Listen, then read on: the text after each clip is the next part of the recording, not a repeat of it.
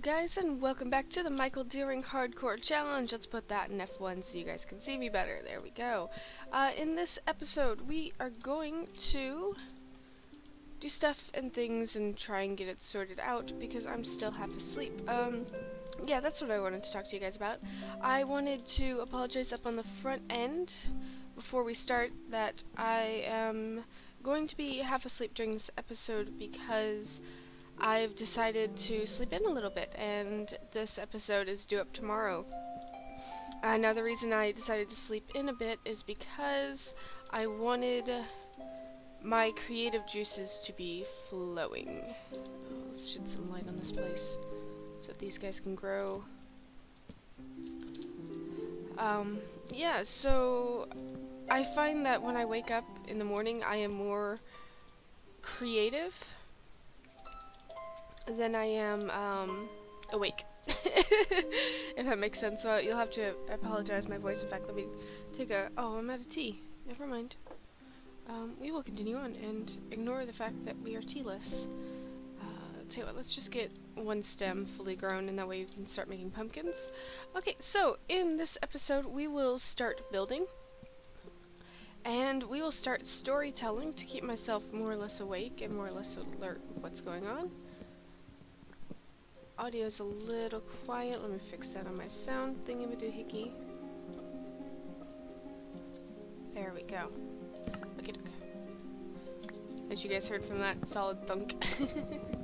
Thankfully, the game pauses when I pause the screen. Or escape, yes. Because it's a single-player world, Lily. Wake up. Anyway, so, story time. Story time. I can tell you the history behind the house. Once there was a maiden who was very... No, I need to think about this. Sorry guys, give me one sec. Okie dokie, I am back. Alright, so, as I was saying, or telling the story of, there once was a witch who lived in the forest. But she wasn't like your normal witch. She wasn't evil, she wasn't planning or conspiring against the local town or kidnapping their children or whatnot. She just kind of lived off and did her own thing, mostly unknown to the residents of, well, let's say Derpville. Yeah, because Derpville's over there. So, she just kind of went about her business, but one day, as she was serving the forest, she decided she wanted us for her own, because currently she was kind of living homeless. Let me turn that down so you guys can actually hear me. There we go.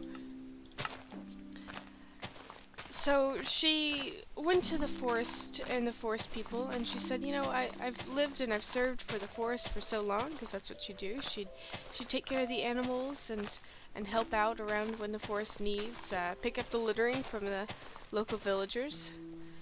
And you guys are gonna have to forgive me, this is totally improv. And they said, alright, we will grant you your request. What would you like? And she said, give me a few days to think about what I want exactly for my house, and I will get back to you. And so she went about, and she thought, and she pondered, and she found this wonderful glen in the side of the woods. Keep in mind that this used to be all woods before the incident, and we'll get into the incident here in a little later. So, when she had finally done her wandering and found that wonderful little glaive, she returned them to them and said, I would love an archway made from the darkest oak you can find. And they said, alright, we will grant that to you. And so, like magic, it formed. I know, it's a little silly, guys, just bear with me. Okay. So she went and investigated, and sure enough, there it was. A wonderful, a wonderful doorway, a wonderful archway, made of the darkest wood the tree spirits found. And, you know, because they're tree spirits, they know they have access to wood like that. looks good. And so she turned and she came back to it and said, "Oh, that archway you made for me was lovely. I think I would love a patio to go with it." And so the tree folk, again, being spirits of the trees and spirits of the forest, said, "All right, return to your place and you will find it there." And so as she did, she stumbled across and found that they in fact had made a patio for her. And let me throw my crafting bench in the front here. And it was made of the same wood, same wonderful wood, that reminded her of chocolate on some days. Alright, let's see, gotta keep the story rolling. Let's see. And for a while the witch was satisfied. She asked for no more things and simply sat out on the porch. She had a hammock and everything, and she enjoyed her time there. But soon it came that she decided that while a porch was amazing and everything, it didn't really have much to it. I mean, here it was, just these 4 pillars and just a barely long piece of wood, which we're going to extend out. And so she returned to the spirits, the forests of the trees, and said, I really do appreciate what you've made me so far, but I fear that I don't even have a roof over my head. I would like a grand house, one maybe fitting for a lonely witch that I have, and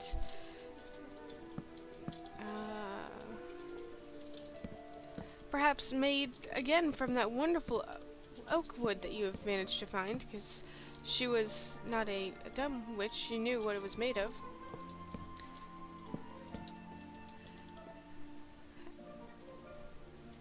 Let's make it 3 wide, I think. Sorry guys, telling stories and doing this on camera is hard. And so the tree spirits stopped and they thought, and they compiled all her deeds and wondered what house would be worthy of someone who has lived and served the forest all of her life.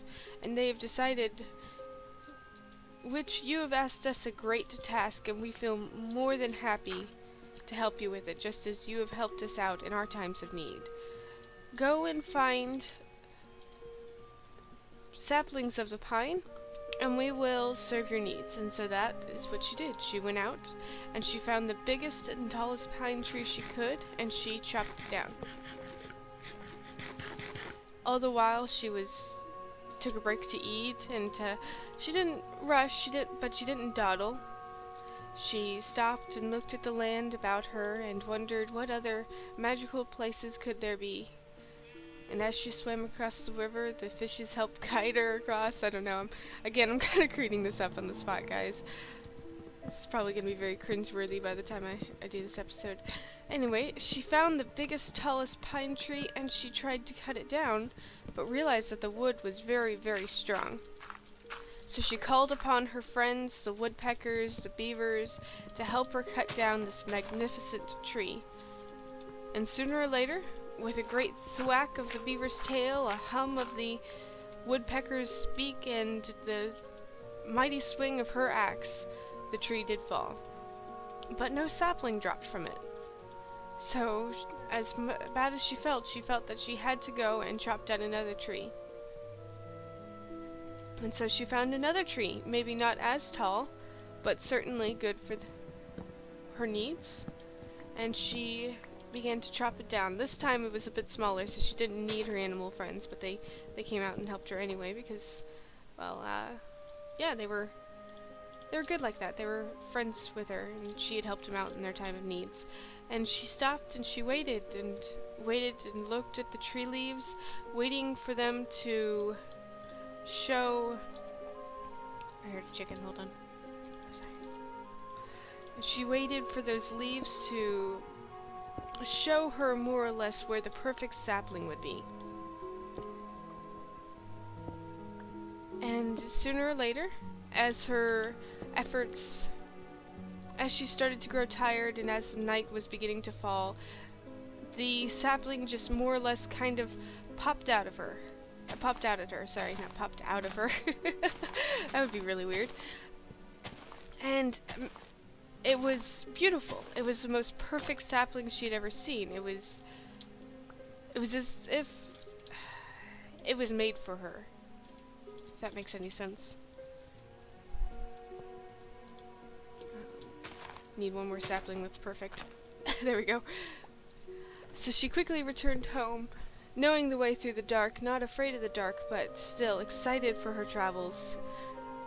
And she handed the saplings to the tree spirits.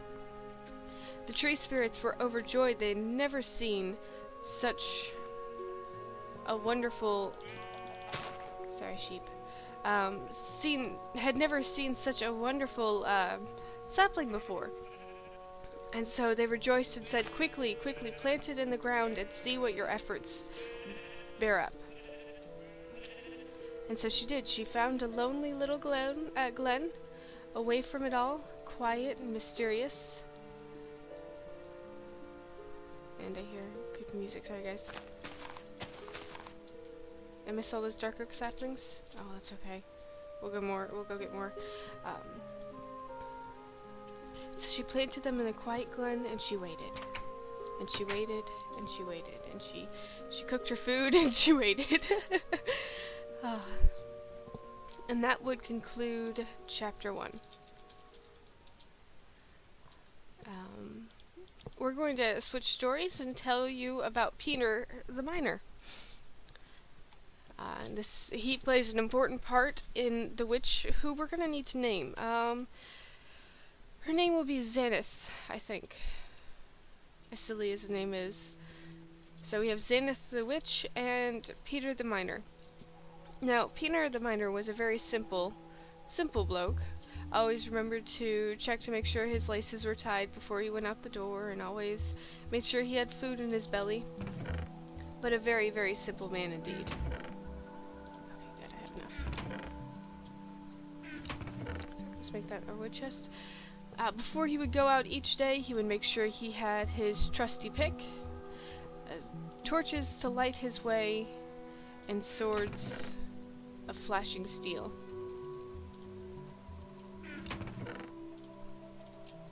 Sorry guys, inventory management.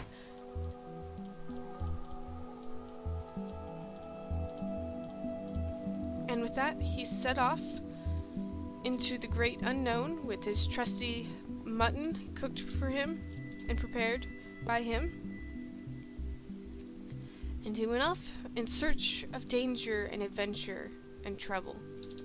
And soon he stumbled across a great cave in which he started to explore. Now, it looked like someone had explored it before him, and so that just made him even more and more curious. Why would someone explore this cave? It is obviously in my territory. So he began to follow the torches in order to see if there was anyone up to mischief on his land. So he continued to wander down and down into the cave, and it just kept going deeper and deeper until finally the torches stopped. Now he wondered why the torches stopped. Could it be that the person who had put them there had run into a bit of trouble?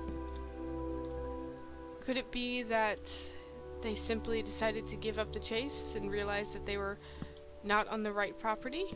Could it be that they found some sort of natural danger and decided to stay away? Now Peter was even more curious. With his insatiable curiosity, he grabbed his torch and continued to light the way. All around him, the cave making spooky noises, unearingly quiet as the water wisped him deeper and deeper into the cave. Torches at his side, he was ready. No foul monster could keep him at his bay, and at last he had found something that he had been looking for. He had needed some of this cinnabar in order to make sure that he can make the machines that he needs to make. I don't know, guys. I'm sorry. So he mined up that wonderful cinnabar and decided to continue on with his quest. Still looking for that miscreant that had lit up his caves.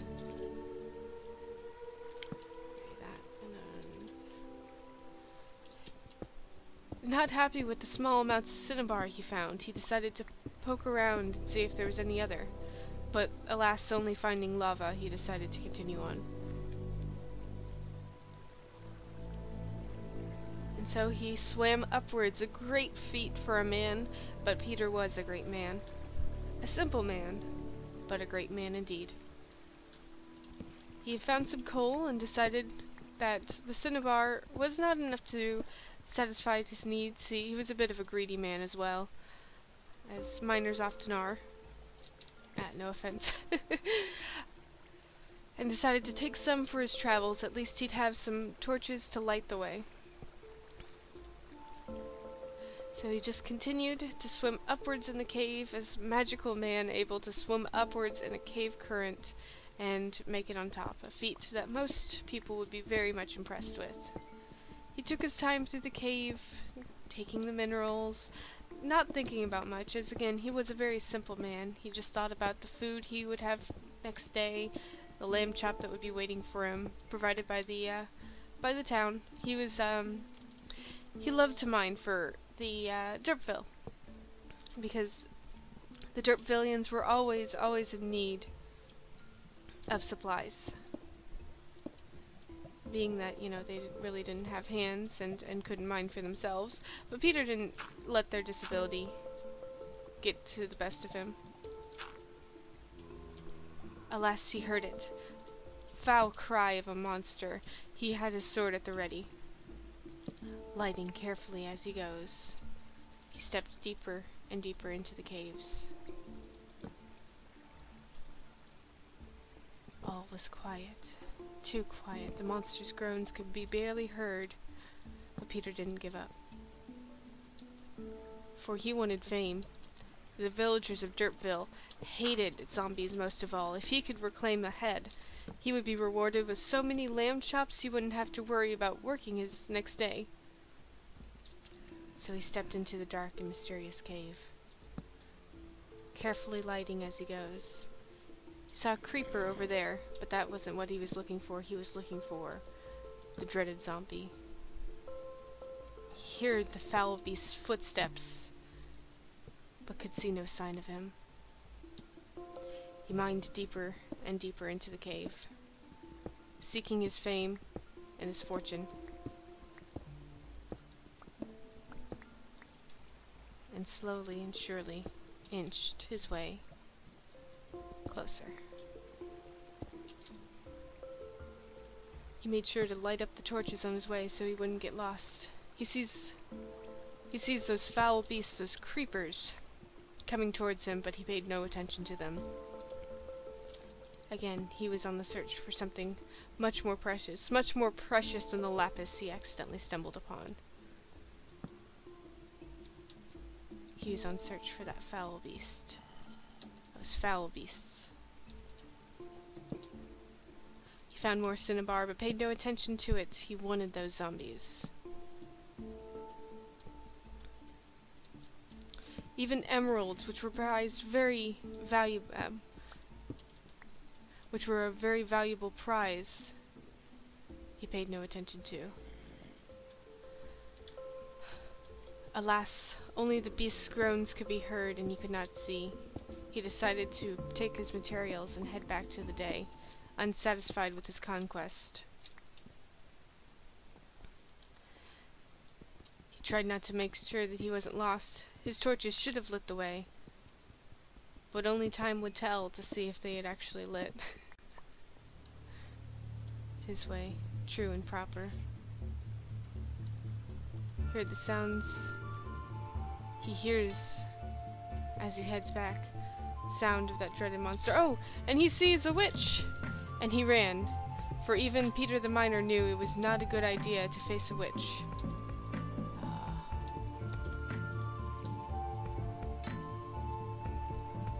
And the skeleton again, not someone he had been searching for.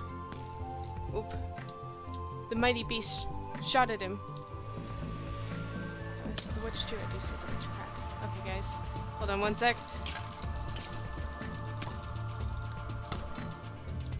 He fought the beasts one by one, striking true, and claimed their spoils.